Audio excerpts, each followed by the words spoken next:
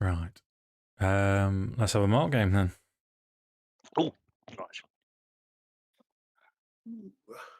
right. Jason's playing. He's gone for artichoke. Artichoke vegetable.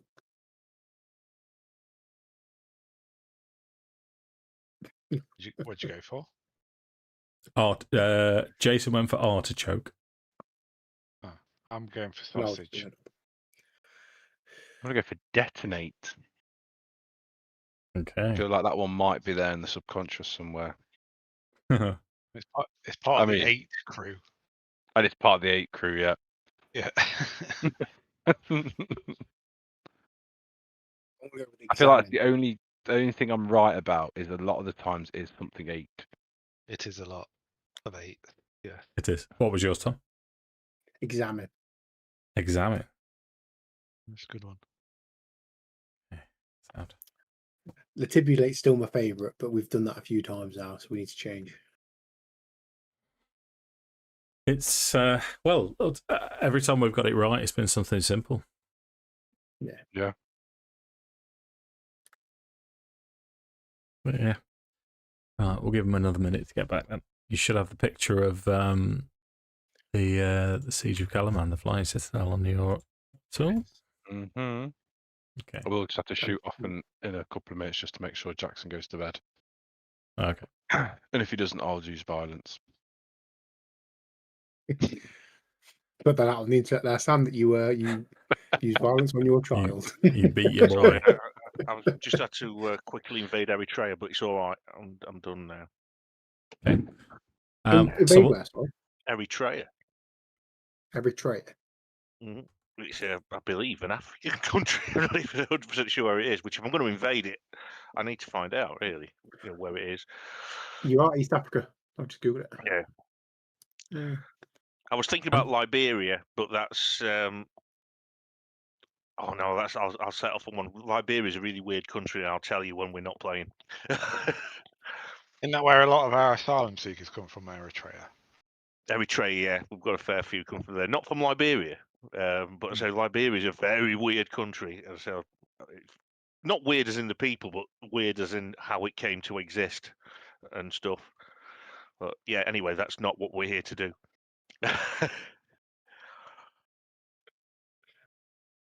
What's up, Dave? No, are we ready then? Yeah. Yeah. So I shall read you the last description that we left off with, and give you your. So you've just defeated the lesser death dragon, and the tunnels that wind through the foundations of the flying citadel rise via a natural shaft into this rocky cavity. A gash in the rock forms a passage to the east where a familiar blue-skinned elf in a pale dress stands with a knowing smile on her face. As she will say to you, "I'm glad it was you." Oh, hello. My lady, I did not expect to see you again, at least more in a place such as this. Well, this is where I intend to do the most disruption. I assume you'll be going to confront Soth? I think that's the plan. Our primary objective would be to bring this down, but I believe that confronting Lord Soth will be the way to do that. Good. Well, it won't be easy, and I would advise you to not confront him head on. He would destroy you all. He is incredibly powerful. I do an insight check on everything she's saying at the minute. That's a good idea. Oh, that's a 12. 12. She seems angry with a 12, but sincere. Magical balance? I'd only push it to a 15.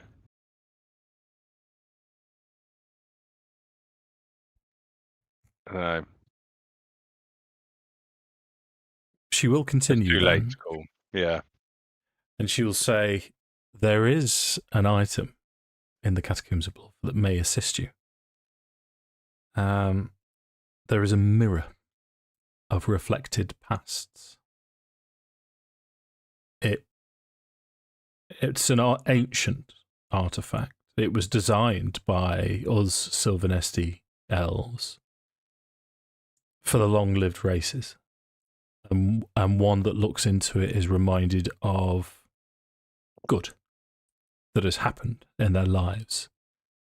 And with all of the evil that creature has wrought, it should be enough to stop him, to give him pause so that you can complete your task. In terms of your task, I would suggest that the fire, this purple fire that is everywhere in this place, the cataclysmic fire, if you manage to extinguish that, then the Citadel should fall. As go on, mate. Can I probe her to give us some intel on how we extinguish the fire? Yeah. So as you ask, she thinks about it, and she'll say, "Well, the fire itself was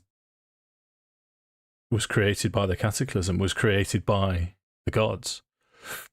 So it stands to reason that the power of the gods will undo it. But how you would do that, I'm unsure." Is there a source for the fire in the Citadel? I dare not approach, but if you go up, I believe the source of the fire would be there.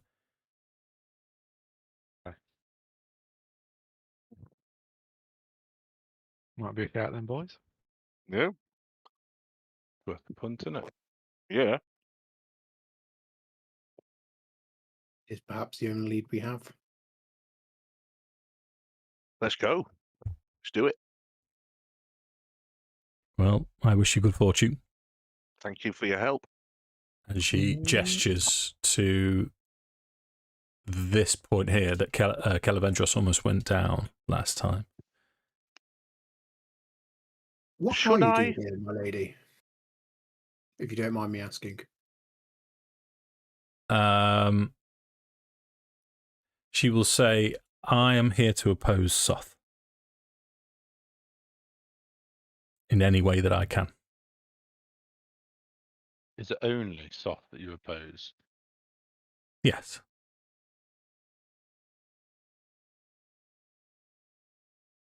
I mean, at least she was honest about it. As far as your 12 can tell. I'm not going to may as call her well a liar try. when she's literally just gone, well, yeah, basically. Yeah. No, I don't have a clue what she's thinking. I'm a small furry giraffe. It could be what she's on about, for all I know. That's an investigation check I just rolled. What was that for? Look for small furry giraffes, I thought you said. And with a 7, you don't find any. There's no giraffe. No, it was supposed to be insight. What's the? Can you imagine a small non-furry giraffe, like one of those cats without fur Yeah, on? this That'd be little sweaty fucking feeling. weird. Yeah, it would be weird. Yeah. I'd like one anyway. Mm. Just as a. Actually, that'd have been +9 instead of +0, so it would have been. 16. Is that right? Insight. Yeah, +9 as opposed to +none. So it's a lot better than I thought it was. But so what? We've got to get the mirror then. Is next week. So why did she say the mirror was? Further up into the catacombs. Let's go investigate. So when we say up, are we talking like literally going up towards the tower, or like we need to go further down. If that makes yeah. Do we need to go deeper or up? Oh, Up means gotcha. up, Sam. Yeah, up. Up towards the tower and that. Yeah. Yeah, she Yeah. says the emanations of the cataclysmic fire seem to be coming from above, if that clarifies it.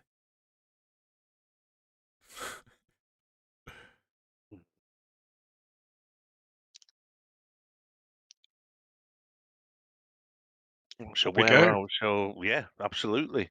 Tom's got his thinking face on. Yes. Yeah. The first time in this campaign, can I make make a use of my divine sense, Dave? Yeah, Ooh. absolutely. Undead. Is that emanating from her? Yes.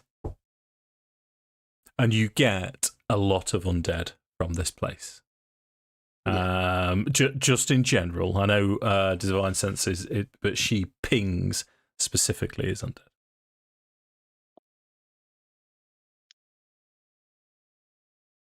Interesting. The elf is undead.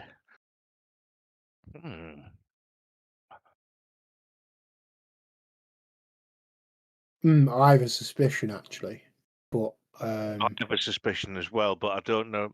No, I can remember Arthas knows the story because I rolled a 20 on a history check, natural 20 on a history check a while back when we said, "Would I know the story of Lord Soth?" So I reckon I would know that his wife was murdered by him. Could this be, the vengeful elf maiden that he slaughtered instead of stopping the cataclysm? What was that makes more sense than what I was thinking. yeah. Well, that begs an obvious question, Sam. Oh, so I don't know why this may be a Pathfinder spell. I thought there was a spell where you could change your type for things like divine sense, and she was using it to camouflage herself as undead. I could be Definitely making it up. thinking Pathfinder. I'm sure it's a spell that exists somewhere. ChatGPT. It's so good for D&D rules. It even tells you when what you could do as a rule of cool. If it doesn't actually work out, what you've put down doesn't work strictly, it'll give options. It's great. Like I asked it in our last game, for Dave's homebrew, what cantrips work underwater, and it just goes, 5e, what cantrips underwater. It just tells you what they do. It's all good. I do the same thing for 40k if we're not sure. It'll be straight to Mhm. Google, and then Google's AI will throw up an answer. It's not always Yeah. right, but usually it's pretty. Yeah. But yeah, What will you be doing while we go about this mission? I shall be wishing you luck. So why have you come here if you weren't going to actively try and stop Lord Soth?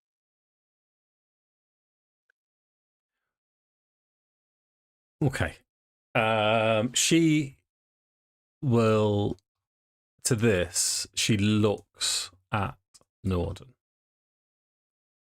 And she will, her form starts to shimmer. Oh shit, I shouldn't have asked. As she becomes slightly translucent. And she will say, Soth is evil. And as her form shifts, she starts to float. Ever so slightly. And she will say, I was a handmaiden of Isolde, his wife. Isolde, yeah, Isolde. I always said Isolde, but you might be right, Dave. I'm not gonna fight you over it. Well, there's an E on the end, isn't there? Islode. Is. I think you're spitting over. You're the DM, mate. You can make it whatever the hell you want. Isolde sounds more flavorful, doesn't it? So Isolde, yeah. Me and my sisters, we tormented Soth when he could. Yes, I remember. Banshees. She's a banshee. That's from the story. The story was they became banshees and sang at him constantly to try and drive him mad. When we could have, to stop Soth from stopping the cataclysm, we were part of the reason, and our curse is undeath. But now, in my undeath, I choose to undo what he is. We will help if we can. It seems at least in this our goals are aligned. So she will go on to tell you the story of Soth, but if you want to do it, Mark, you'll save me a job. Okay, the story was Lord Soth was pretty much a legend in his time. He was one of the greatest knights of Solamnia who ever lived. He fell in love whilst he was sent on a mission by Paladin himself to travel to Istar and prevent the cataclysm by stopping the king priest from doing his thing. He was distracted on the way. There is a bit before that, Mark, if you remember, because he was married to a human woman. He's married to a human woman. He was slightly fell in love with this beautiful elf maid, which is the Isolde. And the handmaidens, i.e. the banshees, who are now banshees, were whispering to Soth, telling him that Isolde was cheating on him. By the way, he murdered his wife so he could marry the elf. He murdered his wife on the sly. That was like his Anakin's first youngling, if you like. He was then on his mission to stop the cataclysm, but the Isolde's handmaidens were telling him lies, effectively saying she was seeing someone behind his back, she was cheating on him, the baby that she's carrying isn't his, which it was all lies. So instead of going to complete his mission and prevent the cataclysm, he decided to go back to Netherguard Keep. I think it's Netherguard Keep, which was his castle, and basically slaughtered his completely innocent wife. At the point he did that, the cataclysm happened, and everyone in the castle was killed. But they all began to rise again. To the main characters being Soth himself, the handmaidens, of which we are now talking to one on, his seneschal, and his who you've already met. You remember Caradoc? Yeah. Yeah, he was the seneschal for Lord Soth, and I think it's 12 of his most loyal retainers were raised as skeletal warriors, but unlike a standard undead skeleton, these had the skill. You still had the skill they had in life. They're not just skeletons. They're skeletons of powerful warriors who are still powerful warriors in their own right. And we haven't seen any hide or hair of them, thankfully, but I'm sure we will. Before the end. Yeah. And that's a very bad telling of the Legend of Lord Soth. That was all right, Mark. That was all right. And you've made me think, actually, because I love this book. This is The Art of the Dragonlance Saga. Yeah. It's quite an old book, this. And this is a painting by Keith Parkinson, who was one of the original from TSR. This is one of the OG, yeah. Lord Soth's Charge. It's a lovely painting. Well, it's quite a grim painting. Soth is the lead, and there is his retainers. Yeah, it's a good one. Yeah. It is. It's a superb picture. Oh, let me show you. I've got another favourite. Well, because that's what we do. I've got another favourite Keith Parkinson as well, and it. See if I can find it really. My other favourite was Larry Elmore. He did some beautiful D&D. Larry Elmore did some amazing ones. I'm sure I can find it. Come on.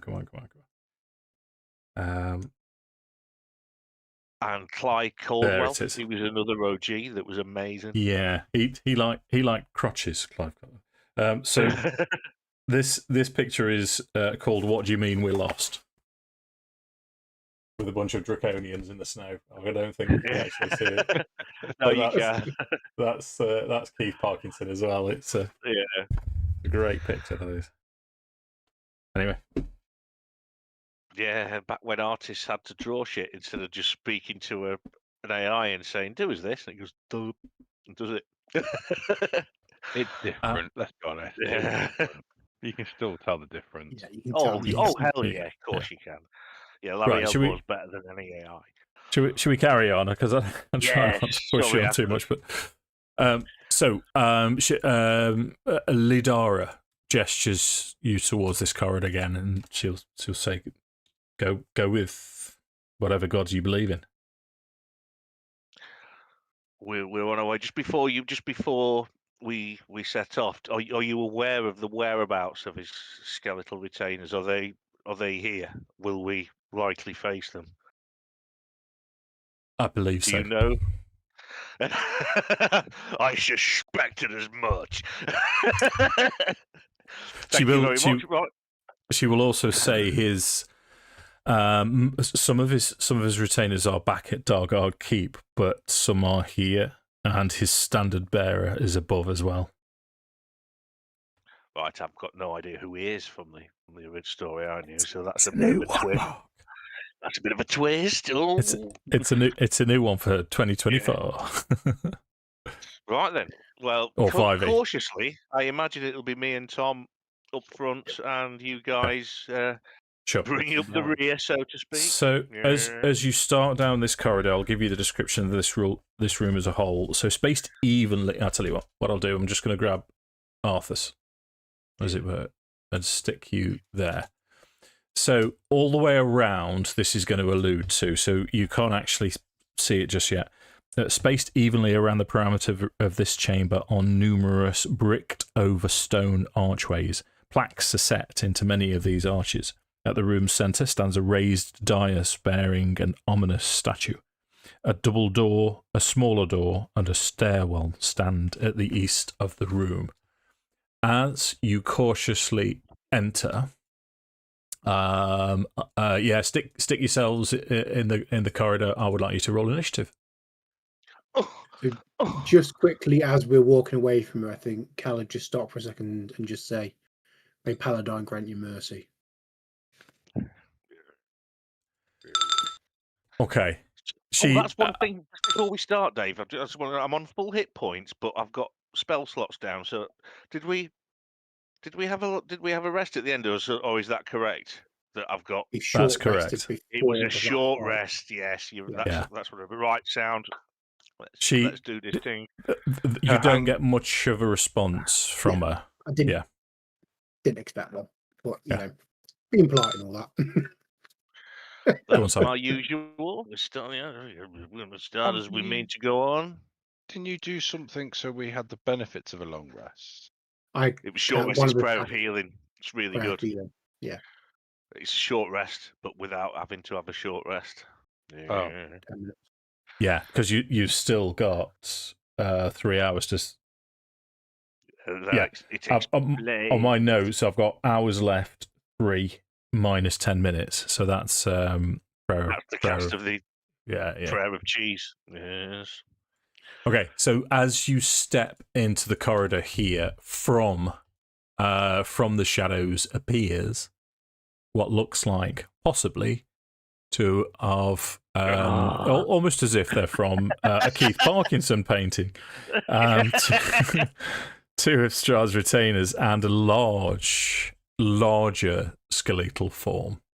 So Nordan from the back ranks, you're first to react to this.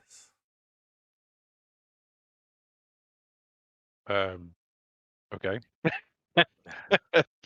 I will keep it simple. I'll go with a Moonfire, so deck save from both of from Skeletal Knight 1 and the Minotaur skeleton, or whatever it's meant to be. Sure. Deck saves The skeletal knight rolls 17. Skeletal or skeletal? I say skeletal, but it's. Yeah, I me believe too. both are. I believe that both are actually accurate. You've got a 17 and a 16, Sam. Cool. So the Minotaur takes 3d8 radiant damage. Wow, level 11. 14 points of radiant damage. Nice. Bit of sacred flame on your batty. Oh, Yeah, well, it's Moonfire for me, yeah. but the other one dodged it somehow. Okay. Did you say skeletal, Tom? No, so what I was going to say is it's probably regional, so it'll be Oh, yeah, regional maybe. pronunciation. Or for, yeah, or a national thing. Who knows? So, any movement bonus actions, Sam? No, I tend to stay in the rear of the gear. Skeletal Knight 1 is going to charge forwards. He's going to leap over that gap. Bring it, Batty. Towards That's what I say to him. Arthas. So as he's charging, he's going to throw a hand axe just for flavour. 27, Mark. 27? Yeah, that hits. That hits me quite easily. Yeah. Okay, so the hand axe is going to do 13 points of slashing damage. So that's 10. As he makes it into melee range, his first attack with his enervating blade as he draws his spectral blade, 11 to hit. So that's clearly going to miss. And I should have stuck with the hand axes. The second attack is 14. Which thoroughly misses. Yeah, okay. So Leggit as... I'd like to think just momentarily, it's uncharacteristic, but the front ranks are slightly shocked with this large skeletal force coming, or small skeletal force coming towards them. Leggit's the second PC to act. It's going to move in, and it's just going to keep it nice and simple, mate. It's just going to look a firebolt at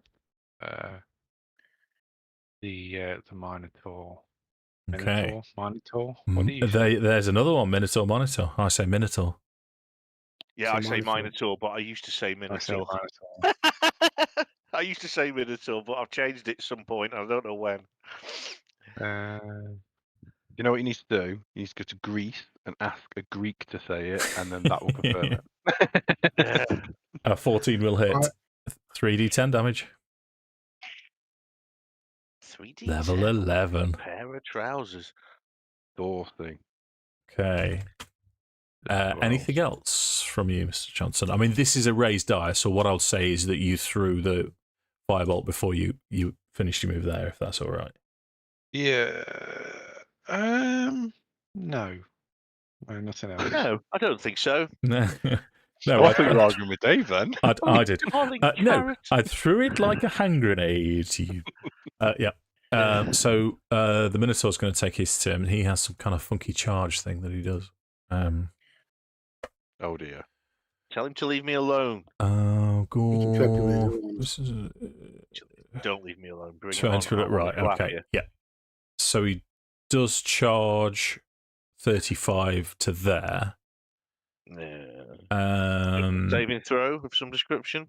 No. It's a hit to hit, mate. So you've still got if the target is a larger or smaller creature, and it's moved 20 feet in a straight forward. Yeah, immediately before the hit. Okay, so let's see if it hits first. So this is his gore attack. No, 9. Yeah, doesn't get me. It does not. Towards it immediately before the hit, the target takes an extra. So you would have taken extra damage and become prone. But as it stands, no, nothing else has happened. So Kel, you're up now. Oh yeah. Kel's going to step up. Yep. And he's going to send 2 attacks at the Minotaur as he believes that to be the bigger threat. Fair play it. Let's attack the first. That's a 19 to hit. Please say that hits. The Minotaur, yes, yes, it does. Okay, so that is 17 points of piercing damage, and because I have improved Divine Strike, additional D8 radiant, which is 7 points of radiant. Oh, suits you. Ooh. Would you, sir? So what are we on? 24? 24 total, yeah. How would you like to kill the Minotaur skeleton? So he's just going to ram the Dragonlance straight into his chest. And again, the same divine flame is just going to burst out of the end of the Dragonlance and just eviscerate the corpse of this Minotaur. Nice. And because I've killed a creature, I get an extra attack, Dave. Oh no! So Skeleton White One's getting 2.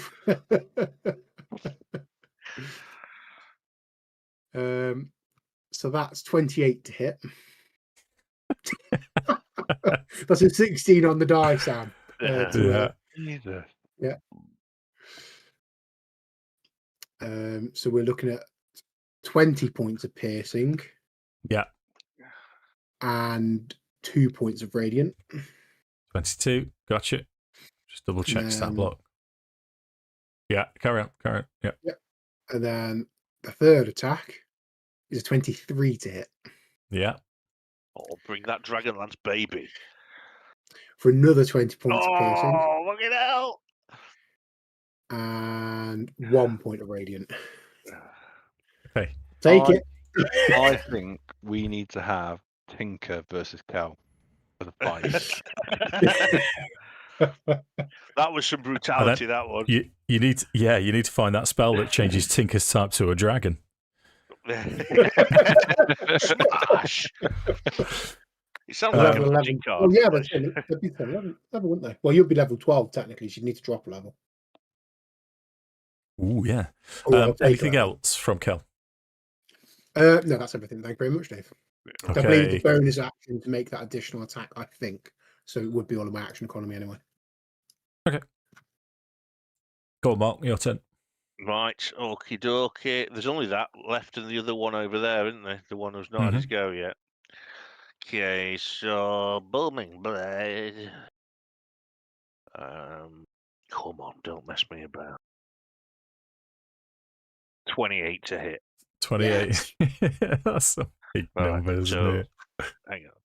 I'll do the longsword damage. Oh, I should have done it before. Never mind. So that's 9 all right, Mark. plus Divine Strike. 1 plus the Booming Blade, which is 2d8. So it's plus this. 50. Yeah. Which was some pool rolls, but there you go. Okay. Any bonus or movement? I'm short of spell slots. I'm going to have to be really careful. So I'll stay where I am, the new. Okay. So these skeletal knights, as they're sort of moving fluidly around, this one is going to test the waters with Kelevendros as he throws his throwing axe towards Kel. I'll 18. impose disadvantage, Dave. I got you. So the disadvantage roll is going to be 18. Hits. Yeah. Hey, it went up with disadvantage. No, it stayed the same. Oh. Yeah. That's 11 points of slashing damage as it charges in and continues with its enervating blade at Kelevendros. Natural 1 for its second attack. And its final attack is going to be 15. Is that a disadvantage again? They're all disadvantage. They weren't marked, but they've missed anyway. They missed anyway. Yeah. Which takes us to Nordan. Can both of them give me a reflex save, please? Yeah, you can. The dex. No, wait a minute. 11 and 8. Fail. Both fail. They both take 14 points of radiant damage. Nice. And then I'm just going to step forward Sure. behind the lad. Okay, so Skeleton Knight 1 now is going to join him with his mate. He's going to start trying to hit Kelevendros. The one First I attack. hit, Dave, is vexed. Okay, dude. As long as you remember that, mate, because it only applies to you, anyways, doesn't it? I'm not sure. So 22 to hit you, Hits. Tom. Yeah, that's a really poor roll. 8 points of necrotic damage, and you cannot regain hit points until the start of this knight's turn again. Okay. Second attack. 27. You. That's higher. That's going to be 14 necrotic damage. Right, Okay. just to clarify, I fibbed. It wasn't Vex, it was Sap, and it's that creature's next attack. So the one that I hit, its next attack is at disadvantage before my next turn, before the start of my next turn. What means you roll both attacks now? Yeah. Never It's a bit mind. late. It's my fault. That's my fault. So don't worry about it. But This that's last one's 10 to hit. So the last attack has missed, which takes us to Leggit. So you've just seen Kelevendros take a bit of a kicking from these enervating blades, these necrotic blades. I'm gonna move in to Skeletal Knight number 2. Can you get in a flank as a flanker, or are you going to cane from distance? I mean, I'm a flanker right there, am I? Not Dave? No, I like to be a flanking would flanker. be against Kelevendros, would be there on the dais or there with against Arthas. Okay. Fine. Yep. I'm just gonna roll with my dagger. Sausage. Flanking is at advantage to hit, or is it? Yes. It is advantage, yeah. Oh shit! I've rolled it. Whoops. I'll just roll it again. Yeah, that's the idea, mate. So 18 is exactly what you need to hit it.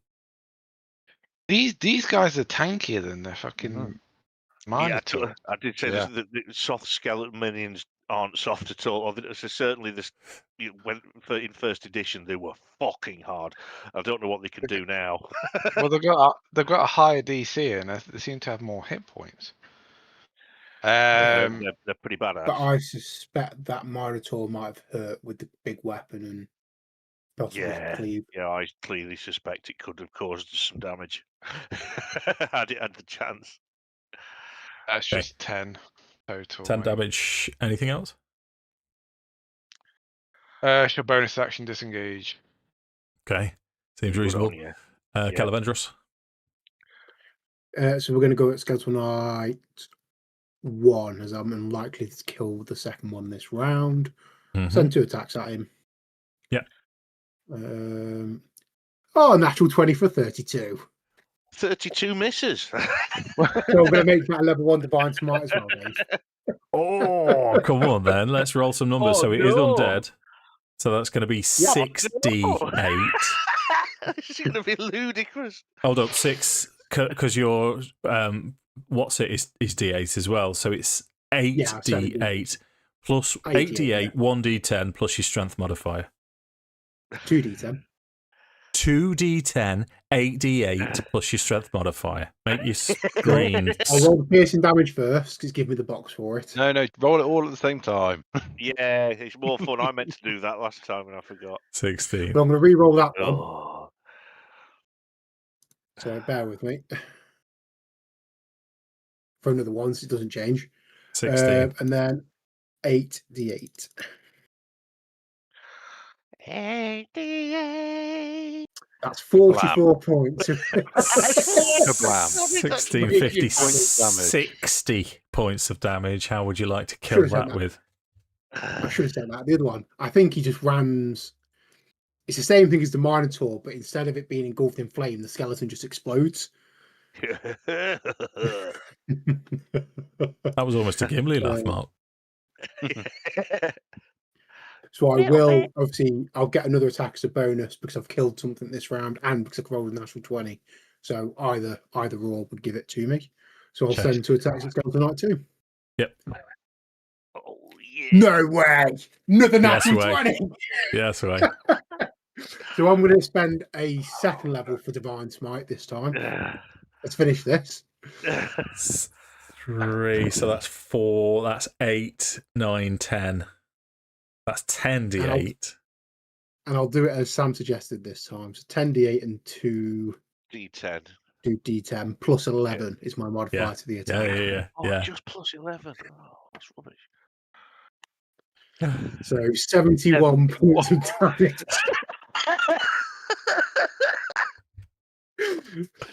That's ridiculous. And he's not dead. It's not. I repeat, he is not dead.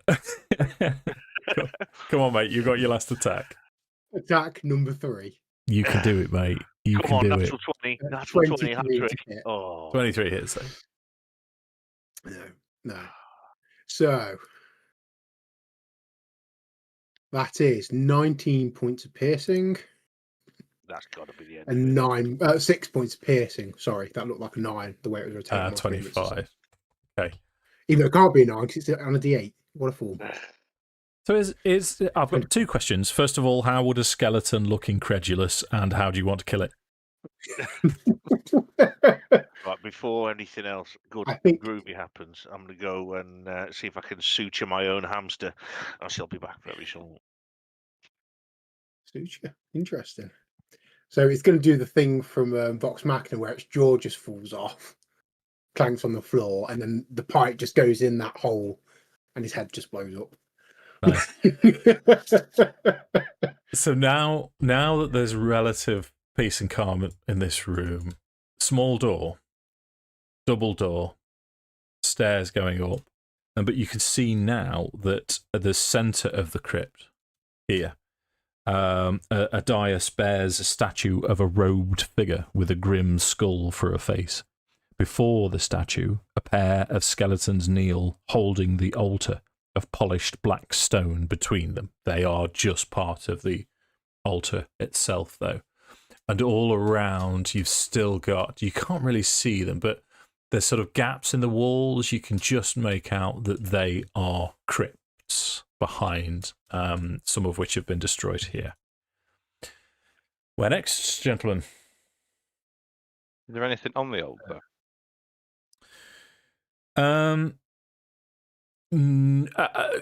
You can't see from this position. It's quite high up. Okay. And the crypts go around that block. The crypts. Before we do the crypts, we are near. Do they have any names on, or any inscriptions or? Yeah, there's loads all the way around. So some there's scratches, some the plaques are missing. But others you can read: Minara of the Scarlet Robes, Nessa Coldcrack, Expert Engineer. You can see Cecil Crownguard, Knight of the Dragon's Roar. There's an Asa the Traitor, Laurie Wanwillow, and Osren the Immortal. There's lots of names all the way around, including obviously a descendant or ancestor of Kelevendros. May I go up to the altar and expect? Sure. Make a question? wisdom saving throw for me, please. There's always you don't one. walk up to altars, dude. It was put a donk on it, obviously. Comes round here, stands in front of altars. That's someone's eye art. At least it saves better than mine. Can I choose to succeed that throw, please, Dave? Yeah, I want to do that on my next one as well. Hold on. I choose to succeed. With your thing. Heroic boon. To succeed it, please. Sure. So what you guys see, first and foremost, your Kender friend doing what he does best, but he stops momentarily at the bottom, and you don't actually see what it is, but it looks as if a wind is blowing towards him, and he holds his hand up, and then he does what Kenders do, and he just goes, "Oh, you know what? I'm just going to carry on forwards." Although it's assailing him, it's assaulting him almost, but he continues to push forwards. Then all of a sudden, it settles. in your mind, in Leggit's mind, you hear, "I find you worthy. Join me, and I will open the river of souls for you." That might not be a good thing. We don't know what it is, and it might not be good. So it's in Leggit's mind. there Power of my mind. Is there anything on the altar of note? Well, you can see, because it's just, the figure on top, it looks, that you would know, Andy, it looks like Terry Pratchett's death without any comedic carvings or curves. So it's hooded figure, skeletal, looking out. On top of the altar itself, now that you're a lot closer, there's black candles, and it looks like a bowl. It looks like it's there to house something, but you can't tell which. But you very much get the impression that this is the question was asked to you as in, it's a yes or a no right now. He's going to dramatically just sweep everything off the altar and then give 2 middle fingers to the statue. Okay, so as you guys all see this as the candles in the bowl cascade to the floor, around this central figure, this mist comes out. It's a black mist, and it coalesces on top. Let's roll initiative. Showing it. God damn. Sorry, boy. Oh, I got a 7 that time.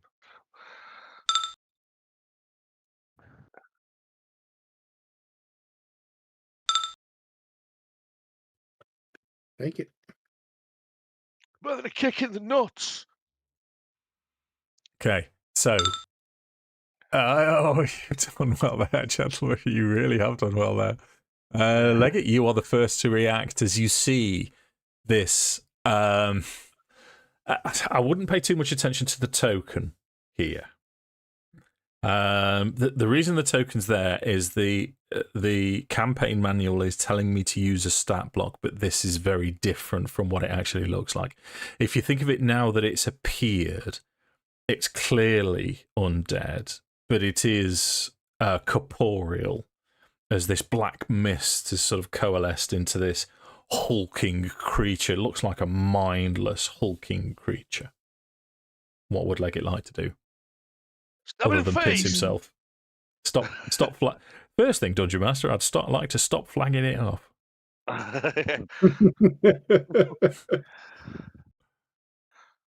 He's going to retreat a little bit. A little bit, I say. Hold on. That was 15. Going to atone for his sins. Going to atone for my sins, and I'm gonna. What's my range of Tasha's mind whip? Yeah, I'm gonna cast Tasha's mind whip. Okay. And he's making intelligence saving throw, please, Dave. Gotcha. Nice. 11. It fails. 11. Yeah. It fails. Hold on. What type of damage is this? It's psychic damage, yeah. As opposed to trouser damage, which is worse. Yeah. It takes 3d6 psychic damage, and it can't take a reaction until the end of its next turn. Moreover, on its next turn, it must choose whether it gets to move, an action, or a bonus action, and it can take only one of the 3. Well, nasty. it is immune to psychic damage, so it would be immune to all of those effects as well. Oh, devil. Oh. You went. That's such a shame. You went up. You went really close to the camera. You wanted to slag off my mum, my ancestors, and me, but it didn't come through. I didn't hear what you said. Oh. Don't matter. I was just saying you're a lovely DM. Yeah, and I enjoy every moment of our games together. It's shooting the messenger, is what you're doing. Is that your turn? Yeah, does it take? It doesn't take any damage then. Doesn't take psychic any damage at all. Oh, Well, just fuck me, right? Yeah, whatever. Okay, Oh, yeah, mate. that is my turn and my last third level slot. oh. For saying you're the player that's won D&D most out of all the players that I've ever played with, you really do get some bad luck with with decisions that you make occasionally. That was just bad luck, mate. No sausages for me. Kelevendros. We know what's going to happen here, don't we, Dave? Same thing we do every week. We'll run up to it and hit it twice in the face. We're going to take over the world. Occasionally, I Well, miss one. The face, you'd be lucky to get much higher than its calves from that way around. He's got a reach weapon. His all right, you might reach up to his fruits. Yeah, go for the fruits. So when I say him in the face, I was being metaphorical, not Okay. Sure. I can levitate you if you want, Tom. If you really want to. Listen, right? Just because you're that little bit taller than me in real life, and it's not a lot, mind your neck in. That's a lifetime of abuse from his older brother coming through. 27 hits, yeah. You see the pain. So that is 19 points of piercing damage, which I suspect it's resistant to or completely immune to, one of the two. Resistant. Yeah, I had a suspicion. And 1d8 radiant, which is 5, which I'm guessing it's not immune to. No. Taking that in the face. Attack number 2. Yeah. He said number 2. 23 to hit. 23 hits. That's maximum damage of 21 points of piercing. So that's And another 5 points of radiant. 15 it takes, yeah. Anything else? Total, yeah. No, that will be me. Thank you very much. Okay, Nordan. I'm going to throw a Sorcerer's Blast at it, doing cold damage. Is the aim of the game. Yep. 23 to hit. 23 hits. Nice. 15 points of cold damage. Done. Anything else? No. Did it seem particularly... Did it look like it took all the damage there? It took all the damage, mate, yep. Cool. Arthas. Right. I am going to... I've still got my sword and my shield, but I'll use my fingers to raise my platinum holy symbol of Paladin that my Kender friend gave me. And I will attempt to turn undead. So it needs to make a... I'm not sure what kind of saving throw. Let's just find out. Wisdom. Use this. I can't find it. I know the DC 17. I need to find out which freaking stat it is, though. Channel Divinity. Turn undead. Here we are. It's going to be here. It is Wisdom, as Sam correctly said. So DC 17 Wisdom save.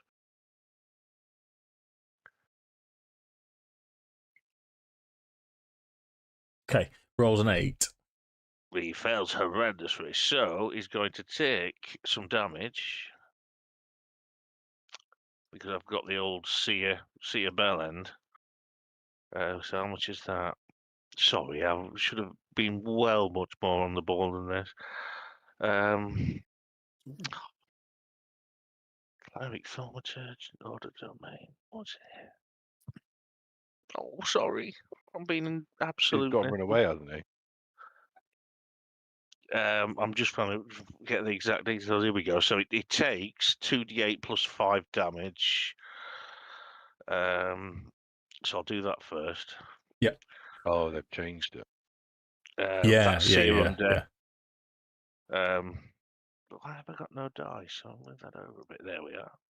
So 2d8 plus what did I say? No, 5. Mark, it's 5d8. Is it? If it fails its saving throw, it's 5d8 for seer undead.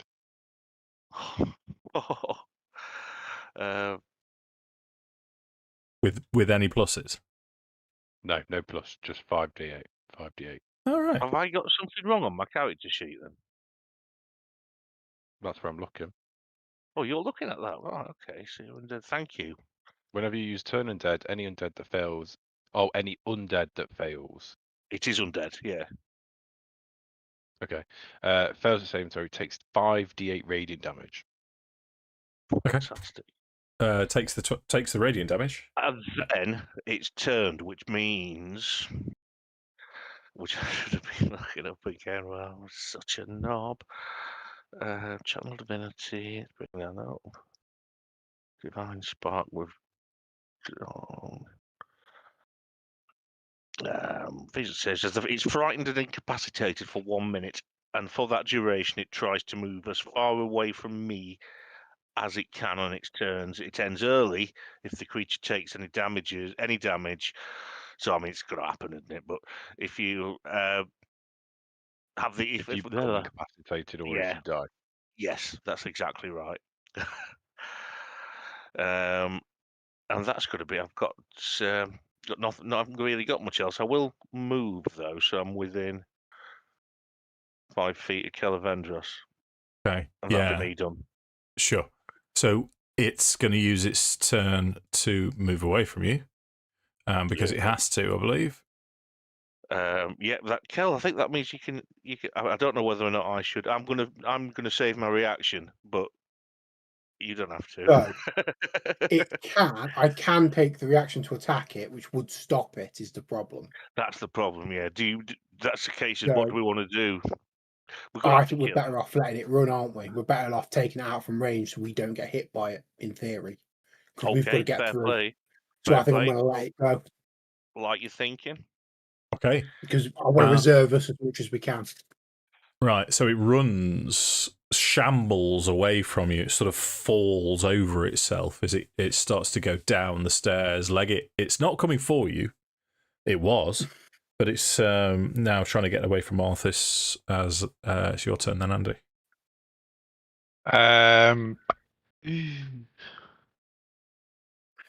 It's just going to be a firebolt, I think, mate. I'll just keep it and simple for a 13 to hit, which probably doesn't fucking hit. 13. Sorry, mate. I was just checking. Oh, dude. No, 13 does not hit. I'm gonna scamper away like a little puppy. Kelevendros. It's Kelevendros, as an action, will cast Sacred Flame. So could I have a dexterity saving throw, please? Sure.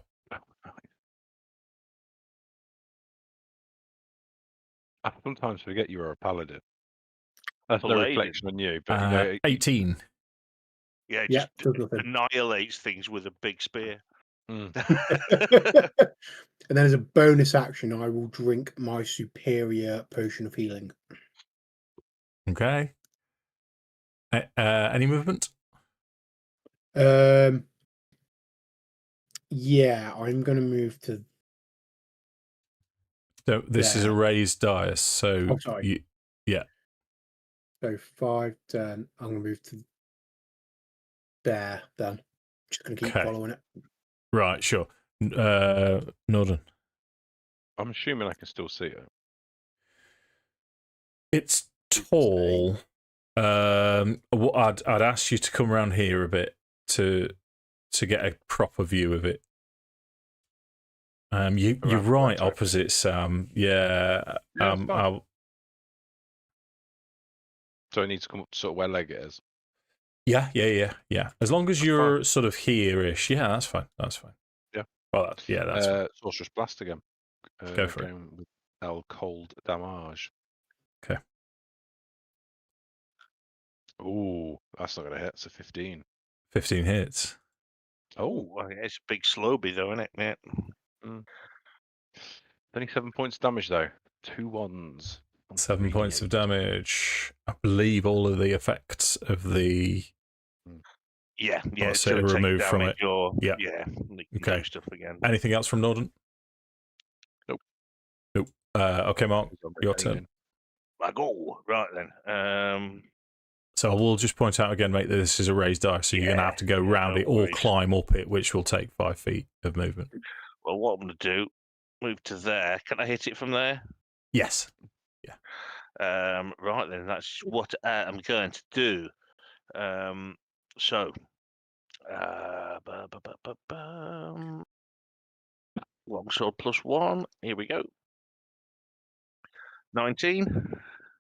19 hits. So then let's do it do it properly. So it's a D8 sword damage, 2d8 spell damage, D8 divine strike damage.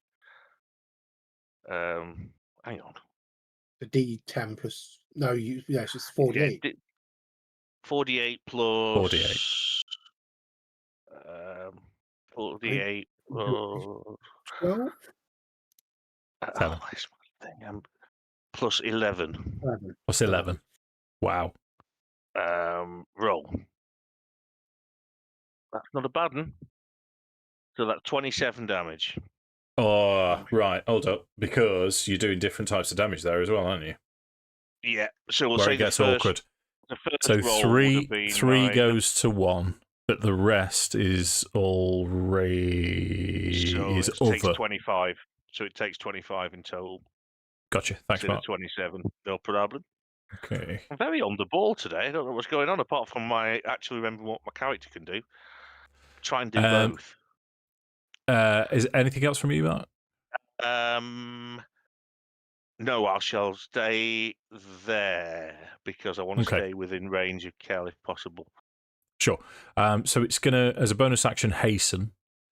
While it's hasted, it can disengage and dash, which it will do. And it's going to move 5, 10, 15, 20 to there. And it's going to have 3 slam attacks against Leggit. Damn, I can't help Leggit. I'm too far away. First attack is going to be 27.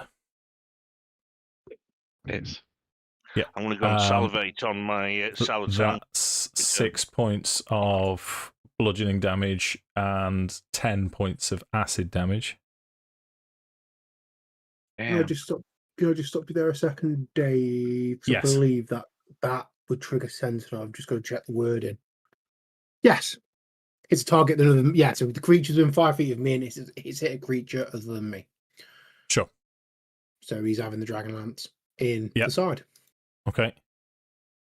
That is a 30 to hit. 30 hits. And I will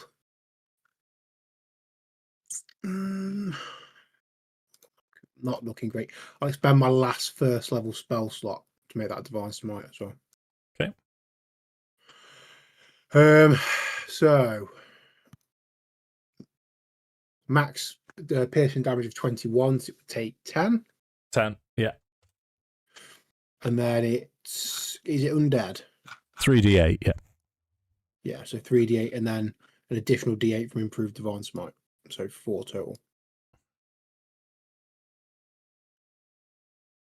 Ooh, that's a good roll. 28 points of radiant damage. Ooh. 2 sevens and 2. Sorry, a 6, 2 sevens, and an 8 on the 48. I'll take that. Well, when you say improved Divine Smite, you mean the So I get an additional d8 on all of my attacks, which is radiant damage. all of your attacks? Yes. I'll double check that for you now. Just to make sure that that's legal, but I'm pretty sure that is the case. The same as the cleric ability, isn't it?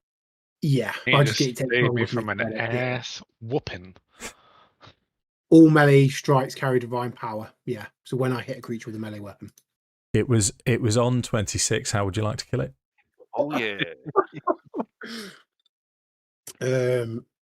So I think Cal just again it's just it's a little bit back to the he's gonna hit it in the center of the chest, and the same divine flames are just gonna engulf the tip of the Dragonlance, then engulf the creature and just kind of dispel the shadowy form, burn it away. Nice. Leggit's going to after he's kind of got over the shock of nearly taking a beating of his life, he's going to run up to Kel and start humping his leg. As you do. As We you might do. have our differences, my little friend, but I've always have your back. You know that. The bat's on the head. Yeah. But please stop pumping my leg. It's weird. Nice. Stop that. It's illegal, immoral, and it smells. Well, it depends how long you do it for. His second attack was 28 to it, and he had got a third attack because he was hastened. So yeah, you've saved your little buddy's life there. So we've got plenty of options in this room. Then you've got all of these crypts around. I mean, they're all sealed in. It's stone, but you're aware of the fact that you could break into them should you wish. Small door, double door, way up. Right, I reckon. What spells have I got that I can do? Level 1. Where's level 1? I'm going to give Yes, myself my last 5 from a lay on hands pool just as a order. Right. I am going to, as long as the group agree to waste 10 minutes, I can detect magic, see if there's anything in any of the worth opening any of these things. Well, I was just going to do a Strecky on the small door. But if you want to do that, Mark, that's fine, mate. Is that fine with everyone? Shall we tick off 10 minutes and see if there's any magic? Mark, just check detect magic. Unless it's changed, I'm sure it gets blocked by certain densities and stuff. For the duration, spell is blocked by 1 foot of stone, dirt, or wood, 1 inch of metal, or a thin sheet of lead. So if it's are the tombs all stone, Dave? Yeah. Well, they're sort of bricked over. The crypts are. Don't know. Then, do you want me to go? Do you want me to try it, or it's not going to cost me a spell slot if we wait 10 minutes? But I'm not wasting a spell slot. I haven't got any. I haven't got many. It's not going to waste anything or lose anything, but a bit of time. Okay, I was going to think about looting in some capacity.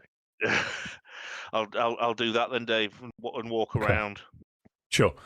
So as you walk around, you get a ping from behind this door, but it's tiny. It's a tiny ping, but it's a tiny concentrated ping, and you also get one from up here as well, behind there. I shall pass this on. I shall pass this on to the others and say, what do we want to do? Say, ask Mr. Kender, you like you like getting treasures, don't you? Go and have a look at that one up there. And we can look at the room in a bit. Nordan casts mold earth and just pulls all the dirt out the way in stone. Nice. So yeah, cool. Let me might as well reveal it for you. Oosh, there you go. So behind there is a humanoid skeleton wearing what appears to be quite fine studded leather armor. I know I can do wear that. I'm thinking of armor, you see. I looked at your AC a minute ago, Tom, and I was like, what? Is that any better than what I'm wearing at the minute, mate? What I'm wearing. Well, it's magical. If it's +1 studded, we don't know if it's +1, don't we? We don't know what pluses it is. You'd hope it was. Just got studded leather armor. Check. But it's going to be for you anyway, because it's no use to any of the rest of us. It's going to be yours.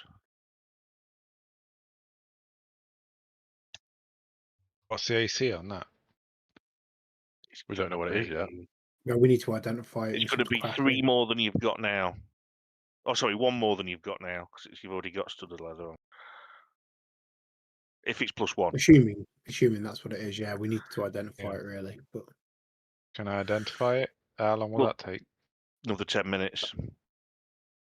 But I mean, if this is the showdown, you may as well. Hang on. You only get to use it afterwards. There's not going to be any long rests. Why don't we go in the little room, get that one, and identify them both at the same time? I like that plan. Right, I'll go and open the door, Dave. The one I got the other ping from. Yeah, sure. I'll give you the description if you want to. You can take your tokens in there. No worries. Yeah. As our Australian cousin say. Shut up, you balmy bastard. So, this bare room's only adornment is a half dozen disintegrated robes hanging from pegs in the walls. A section of the wall has swung open, revealing another room inside, once hidden behind a secret door. In the folds of one of the robes is you find the ping from the detect magic is coming from what looks like a small triangle of utter dark. And as you pick it up, you realise that it's folded. I am going to pass that to Nordan and say, what do you make of this? So, you've just walked into a room, found a weird magical item that looks like something folding up, and you give it to the arsehole in the party to play with. No, because you're our arcane, know stuff about stuff person. I know nothing. Sorcerer or the Sorcerer Kender, and the Sorcerer Kender, we probably won't see it again. That's also true. Not So that we've Kel got would say them that both. out loud, but we can identify them, both of them. What do I need to roll, Dave? Well, you can have an Arcana check if you wish. I'll give him. I think I've got +4, plus D4, I will use a magical balance.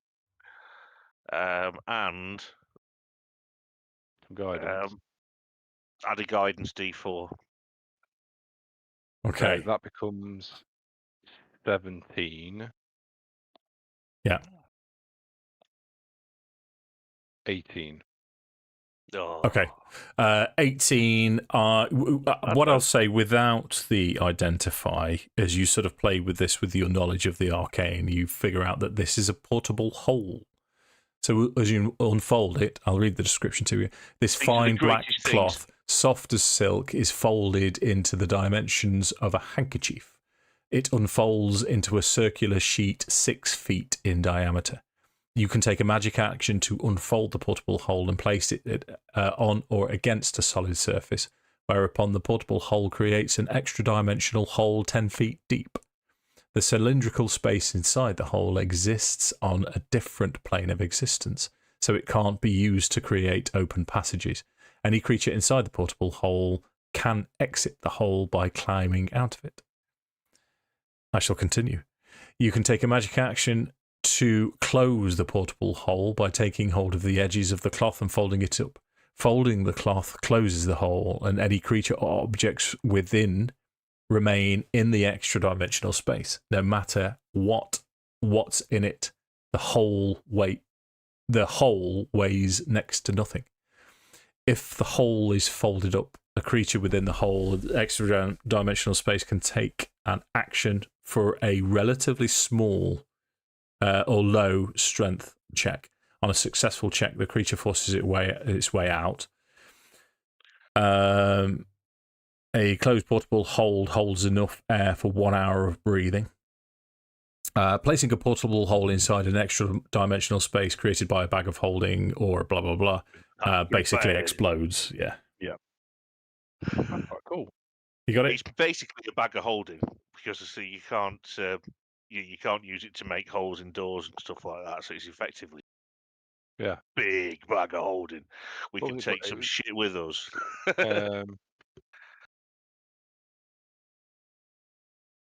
Portable hole. And the armor, once you've identified it, is studded leather +2. Oh, so that's 2 more armor class than you've currently got there, Andy. So that's pretty good. I'll take that then, please. Absolute one. It's no use to any of us. It's blatantly for you, that. How are we doing for time? Have we got a curfew tonight, gentlemen? I've not asked yet. 10:30 for me, please, Dave. Okay, so we're so you've now explored the small room. Yeah. There's nothing else pinging from the rest of these crypts around. You can certainly look, but you've got double doors or stairs up to still explore. Well, I've lost concentration on me. What's it spell now? Because I cast guidance. So let's go. Basically, let's move on. I think whilst they were doing that, I think Kelevendros would be investigating the the tomb of Cecil Crownguard, I think. Yeah. Sure. You want to break in? Yeah. Okay. Are you going to force your way in, or are you going to ask your friend to do it the easy way? My friend was probably busy identifying items. It's a very easy thing for me to move 5 feet of earth out of the way. Okay. Well, I would ask if he's capable of doing so without spending any extra time. I would have asked him to do so. But if not, I would force him in by hand. Okay. Roll D10 for me, please, Tom. D10.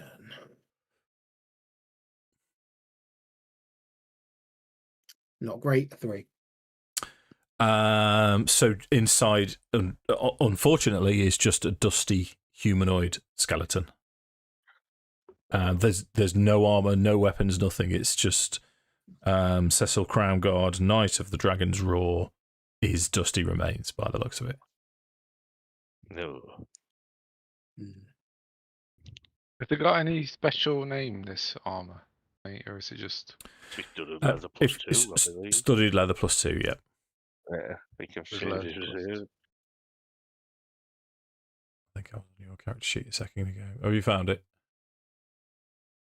No. Let me see if I can put it on for you. Okay, where would you like to go next then, gentlemen? I think it's going to be the stairs, isn't it?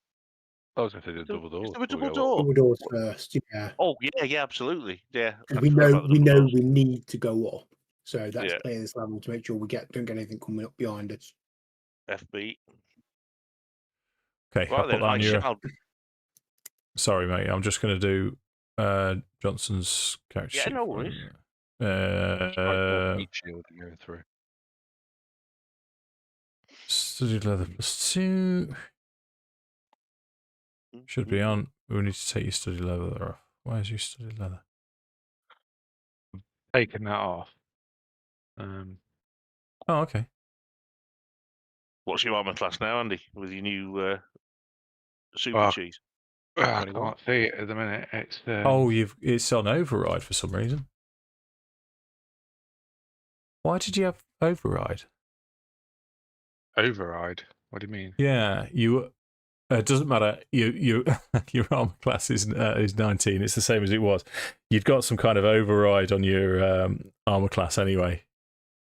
You may have had higher armor class throughout the whole entire campaign with it, but it doesn't matter. It's now 19, which it's harder. Yeah, you're harder to hit than I am.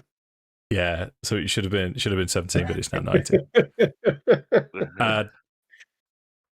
So, all right. Double doors. Yes, I shall open. Sure. Line yourselves up where you would like to be. As I tell you that statues adorn the north, south, and east walls. The north depicts an elf man reclining on a bench. The south statue depicts an elf woman doing the same, but the statue has been pushed aside, revealing an open doorway behind it. The statue to the east features a noble elf man seated by a fine chair. So I'll investigate. Probably not very well. Oh, 15. Okay, let me just I just need to make sure I'm doing this right. Yeah. So as I've said then, north depicts an elf man reclining on a bench. South depicts an elf woman doing the same, but the statue has been pushed aside, revealing an open doorway behind it. And now that you've seen the open doorway, you can see behind each of the statues there is another door behind each of them. Your investigation reveals that, Mark. Right. And I will check out the room. Oh, sorry. Go on, mate. It says I'll check. First thing I'll do is check out the room to the south. What looks like a crypt. A long grey marble slab lies in the middle of this chamber. and atop it lies a human skeleton. A shallow inset of similar dimensions is carved into the ceiling directly above the slab. Shards of broken glass litter the slab and floor.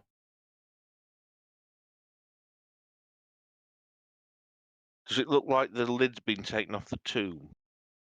Is there any evidence to suggest it? Ceiling. Or have I misinterpreted that? Say again, sorry. It sounds like it's dropped from the ceiling. Or have I misinterpreted Have that? a perception check for what we'll say is Kel's sort of keeping guard. Leggit's trying to see if he can nick something. So it could be Nordan and Arthas if you want to perception check. 16. Okay, so Mark, as Arthas is sort of inspecting generally, the pieces of glass on the floor look like a shattered mirror. But as the two of you are inspecting this, so we're going to have Arthas sort of there-ish, and well, you'd be to one side, and let me see if I can. There we go. That makes more sense. Nordan, you notice behind you as you're sort of looking round, looking up, and then you scan towards the ceiling where this there was an indentation. You see a bat, and as the bat turns towards you, it the bat itself is a seems cricket to bat. Fly down and replicate itself several times until it turns into a humanoid figure stood in front of you. Oh, fucking hell. We've been playing Strahd all along again, haven't we? As it lands delicately on the deck, you can clearly see he's dressed like a priest in black robes, and he's got an ornate amulet around his neck. He's very pale with very, very pointy teeth as he smiles to you, and he will say, "Greetings, how interesting. My name's Alster Bellis. Tell me, whom do you serve?" Paladin. Oh no, it's not me he's talking to. Sorry, I'll shut up. I won't say. No, he can. No. You're in the room as well, and he'll raise an eyebrow at Paladin. Paladin's still meddling with mortals. I see. So I assume you're not aligned with these dragon people. No, you'd be correct to ascertain that. Interesting. I serve the Hamster God. I want to make sure. Yeah. The Tower of High Sorcery. A noble cause. A noble cause. Oh, there's more of you. There's more of you. And he sort of gestures outside, and he moves out. Now he says, "Come join me. Come join me. This temple here, where you once belonged to me. I was in charge of the whole thing, and it was a wonderful time. And we praised. Let me get this name right. We praised Chemosh." Religion check. See if I know who the fuck that is, because I know. But I don't know if he does. 30-20. 30-20. Chemosh is the god of undead. Undead. Yeah, I thought it was. I didn't want to say unless I actually knew. No, this is the Temple of the Kesis. Yeah, it was what she's like the Odin of evil. So he's just like one of the other gods. Okay. Yeah. As you'll say, the temple of Chemosh was just one of many gods represented in this facility. And then, how long have you been here? let me think. He sort of starts counting, and then that Kender appeared. That aged me greatly, but I'll discount that. 532 years. 530-ish years, I would say. No. Actually, no. Way before the Cataclysm. Months, a year or two before the Cataclysm, for 534 years. When Onyari fell, the temple remained, and with the amount of corpses and undead roaming around, it was a glorious time in the temple. And then that interloper and his dragon forces came in. It occurs to me, I wonder if we might be of service to each other. Depends. What do you say? It thoroughly depends. Tell us what you suggest. Well, what I suggest is creatures such as yourself are only here for one reason. I won't stand in your way. If you can return to me and prove that you have killed all of those dragon creatures above, I will reward you with treasures untold. Well, the odds are we'll be killing those anyway, so I think you got yourself a deal. We have a That's win-win exactly situation then. Insight check. Okay, go for it. Very good one. Yeah. I don't know why I'm the one doing these insight checks, guys, but that's a 19. I was just about to suggest a guidance, but 19's probably good. He seems to be telling the truth. He's quite sincere about what he's saying. I mean, so vampires, are they a thing in the world? I'm assuming he's a vampire. You're doing your vampire voice, so I'm assuming he's a vampire. I would bet my last roll out the generic vampire voice. I say stride voice. Player. Well, I didn't want to call Dave out on it earlier, but he did slip up and say Strahd instead of Soth. When? At the start. Did I? But it was that. I don't think anyone else had picked up on it, and it just made me chuckle. But I didn't want to call you out on it because it invites me being called out on things in the future, and I don't want that. And now I suspect I know why. Sorry, Dave, but would vampires be a thing in this, like a known thing in this world, just like any other D&D world? Well, you have a history check then. Ooh, that's a 9. 9. You've heard stories, but I mean, 9 is you're not entirely sure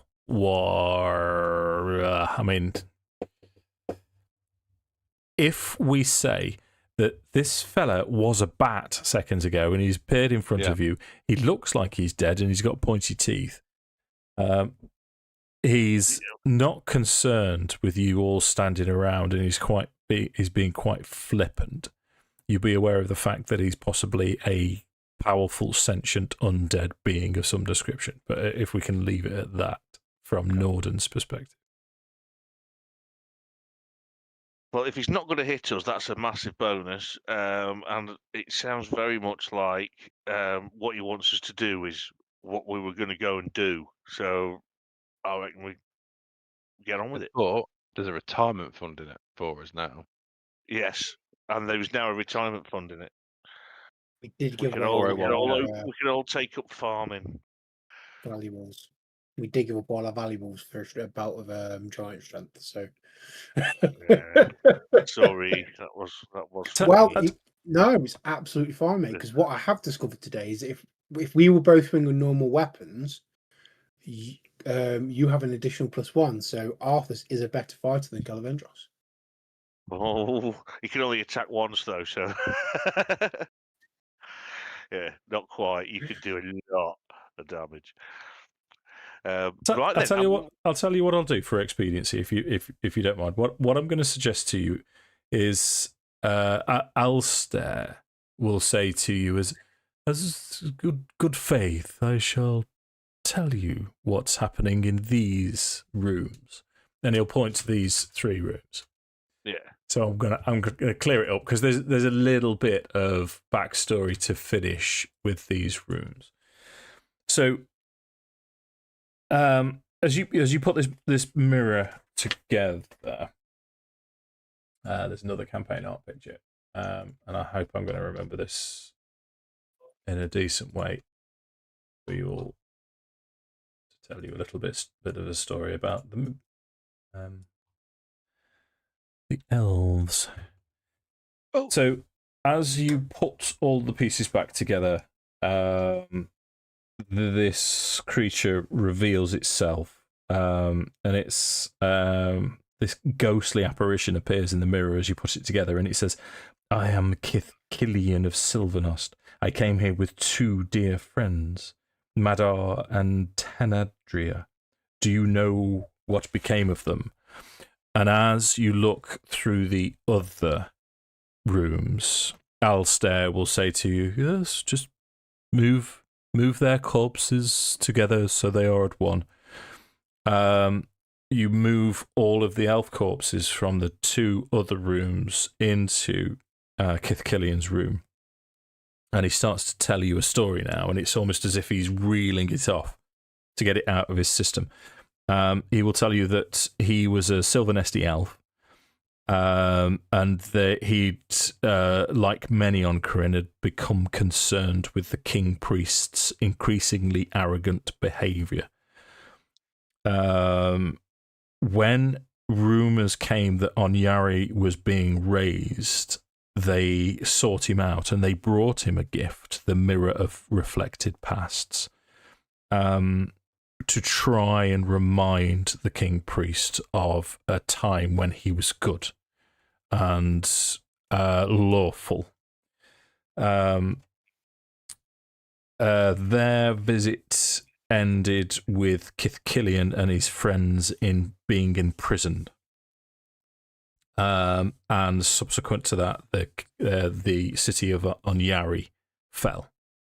But unfortunately, what he can't tell you is where the Mirror of Reflected Pasts is. It's more of a, this is where the Mirror of Reflected Pasts came from. That's why it's here in the first place. But as he's bared his soul to you, his spirit just passes on. As Alster turns to you and he'll say, "There So you go. At least he might be able to get some rest now, some peace. Some rest, which Some is sausage. something else that Chemosh enjoys doing." Yeah, sausages. So Can't blame we're him. about... shut up, Mark. We're about 10:30. Nearly 10:30. So if you guys are happy to continue with Alster's Yeah. I can't quest, speak for everyone, but yeah. Then we'll take it upstairs next time. okay. That sounds a bit ominous, Dave. She said. Do you want to take this upstairs? Sorry, I know. it was thrown up there and I couldn't not. Yeah, lined up, mate. What else are you going to do? Oh. Yeah, so we've got a bit of work to do. We'll next... Oh, that's what I was going to ask you. I was going to try and plan the next session. Try and fit a cheeky one in. Because I was looking on Time Tree and nothing's happening on the 10th at the minute. I don't suppose we can all make next Wednesday, can we? I might be able to make it. I'll probably be all right. Yep. I think so. That's 3. Yeah. I'm on days, but yeah. Tucked in. Right. What I'm going to say to you then, gents, is let's knuckle down then. Yeah. If we, I mean, jump on early by all means, but let's our fate. Let's start investigating the shears. Yes, and the shizzle. Just before Yeah. I completely forget, I've been meaning to say, I don't know if I told you, Dave, but for anyone that's got kids or like me is very sad, every episode of Count Duckula is currently on Amazon Prime. I am well be watching it. So you can, for those with children, you can put it on and say it's for them, and then just watch it. The problem with children, Mark, is if you say this is really good, watch it, they will automatically go, no, it's not. No, Even before you've pressed play. That's just how children work. Yeah, my little boys. bastards. And there was some. My boys are still on Blippi and Bluey. Yeah. You won't know what Blippi is. It's, I don't know what Blippi is. No, it's the most insufferable man you've ever seen in your life. And that's what I watch. Oh, I really liken it to Mr. Tumble. Mr. Tumble's a treat compared to Blippi, honestly. I've heard of Bluey. We're on the I think it's either the 4th or 5th watching of K-pop Demon Hunters at the minute, and I'm not gonna lie, I like it. It's pretty good. It's pretty good. Oh, fair play. Right, now I've declared that on the internet, I'm going to turn this